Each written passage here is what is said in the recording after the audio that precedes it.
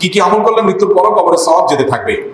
মৌলিকভাবে 3টি আমল আছে, যে 3টি আমল করলে আমি দুনিয়া থেকে চলে গেলেও আমার আমল নামায় সওয়াব প্লাস হতে থাকবে, যুক্ত হতে থাকবে, সওয়াব যেতে থাকবে।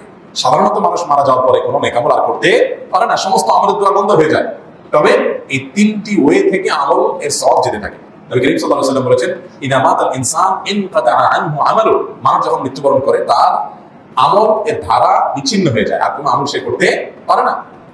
কিন্তু 3টা আমলের ধারা মৃত্যুর পর অব্যাহত থাকে। তার মধ্যে একটা হলো সাদাকায়ে জারিয়া, যেই দান এর উপকারিতা দীর্ঘমেয়াদ পর্যন্ত মানুষ পেতে থাকে। ধরুন একটা গাছ লাগাই দিলেন, এই গাছটা যতদিন আছে মানুষ খাইলো, পশু খাইলো, তারপরে গাছ থেকে কাঠ হলো, সেটাকে ব্যবহার করলো, ছায়া হলো, অক্সিজেন হলো, আপনি এটার সওয়াব পেতে থাকেন। ঠিক একইভাবে আপনি একটা টিউবওয়েল ঘেড়ে দিয়ে গেছেন, মানুষ পানি পান করছে সেখানে বছরকে বছর ধরে, যুগ যুগের, আপনি চলে গেছেন, তাও এটার উপকারিতাটা বহাল আছে। যতদিন পর্যন্ত এটার উপকারিতা বহাল থাকবে, আপনার আমলনামায় মানুষকে দানের যে সওয়াব আপনি